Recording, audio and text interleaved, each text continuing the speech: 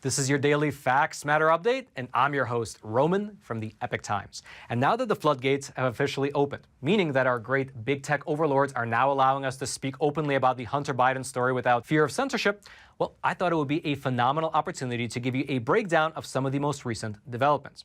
And let's start with the recent discovery that Joe Biden wrote a college recommendation letter for the son of Hunter Biden's Chinese business partner. This is all, of course, despite the fact that on numerous occasions, Joe Biden has repeatedly denied ever discussing or being involved with any of Hunter Biden's business ventures. As an example, here's Joe Biden on the campaign trail back in 2019. I've never spoken to my son about going to 6 months. And everybody looked at this, and everybody's looked at it and said there's nothing there. Ask the right question. That clip, by the way, it was reported about 2 years after that letter of recommendation for the young Chinese princeling was written. Regardless, this development was first reported on by Fox News, who obtained an email exchange between Hunter Biden and his business associates. These particular business associates were involved in the joint venture between Rosemont Seneca, which is Hunter Biden's firm, and two Chinese investment firms, one called Bohai Capital, headquartered in Shanghai, and another one called BHR. And just for your reference, according to the White House, Hunter Biden actually continued to hold a 10% stake in BHR as recently as last year. Although Hunter Biden's attorney did tell the New York Times in November of 2021, so at the tail end of last year, that he had since divested.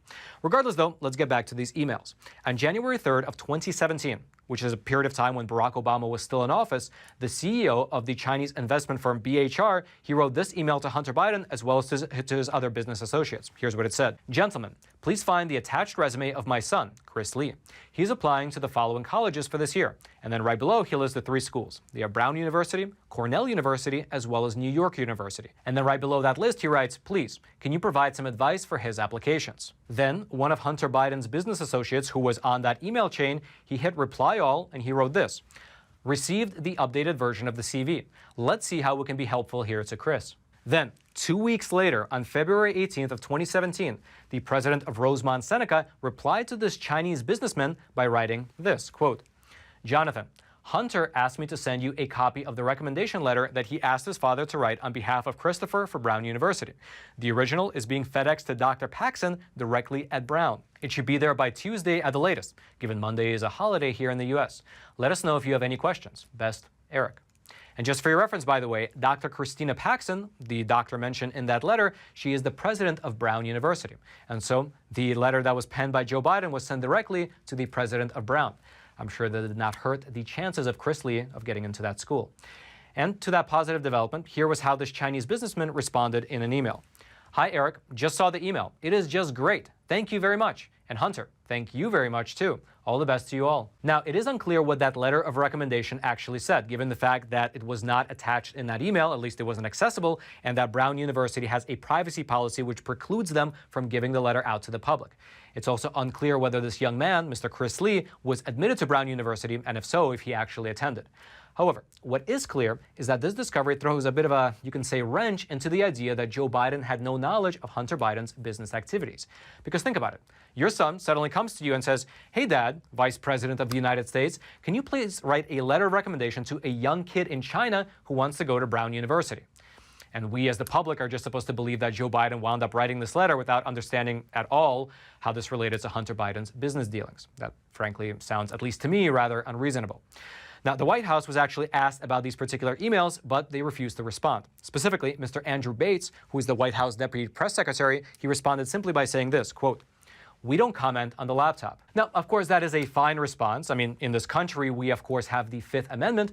However, as more and more details are emerging from the Hunter Biden laptop, and as a clearer picture of what was actually happening behind the scenes is forming, well, eventually, I believe that the White House will have to offer some kind of explanation. That's because Joe Biden's involvement in Hunter Biden's business dealings is becoming harder and harder to just explain away. As just another example of what I mean by that, back in September of 2017, meaning just a few months after Joe Biden wrote that letter of recommendation, Hunter Biden sent an email to the manager of his Washington, D.C. office building asking her to make some extra keys for his office mates. Okay, that's of course pretty normal. However, who exactly was he referring to? Well, in that email, here's who Hunter Biden listed as his new office mates. Joe Biden, his stepmother Jill Biden, his uncle Jim Biden, and Gong Wendong, who he identified as the emissary for the chairman of a Chinese energy conglomerate known as CEFC. And then furthermore, in that same email, a little bit further down, Hunter Biden also requested that a new sign be made for his office, which should read the Biden Foundation, as well as Hudson West, CEFC US. Now again, you look at this fact that Hunter Biden had special keys made for Joe Biden, that he referred to him as his office mate, and that this office was actually shared with the American headquarters of that Chinese energy conglomerate, and you contrast that with a statement that was made by Joe Biden's spokesman on the campaign trail just 1 month before the 2020 election. Quote, Joe Biden has never even considered being involved in business with his family, nor in any overseas business whatsoever. Now, I will mention that it is thus far not known whether Joe Biden had ever visited Hunter Biden's D.C. office.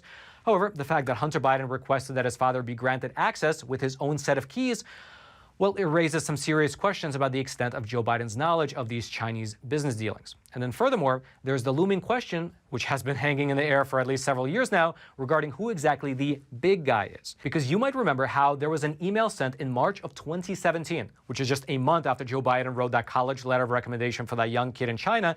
And in that email, one of Hunter Biden's business associates pitched a proposed breakdown for the different equity stakes that the key players would share in a joint venture between Hunter Biden's firm and a Chinese Communist Party-linked energy company.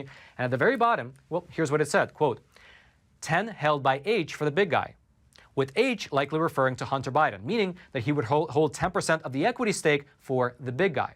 And the hunt for the identity of the big guy, well, it doesn't seem to be going away. As just yesterday, it was reported that a grand jury witness in the ongoing Hunter Biden investigation was recently asked to identify the exact individual who was referred to as the big guy in that particular email. Now, we here at the Epoch Times, we did reach out to both Hunter Biden's lawyer as well as to Joe Biden's team on several occasions, but we've yet to hear back. Regardless, though, if you would like to read all the primary source material that we discussed in today's episode, including the actual emails, I'll throw all that into the description box below this video for you to check out. And all I ask in return is that as you're making your way down there to the source material, take a quick detour and smash that like button so the video can be shared out to ever more people via the YouTube algorithm, and also smash that subscribe button if you appreciate content like this that presents you the facts with none of the frills and nonsense, so that way our episodes can be delivered directly into your YouTube feed every single weekday.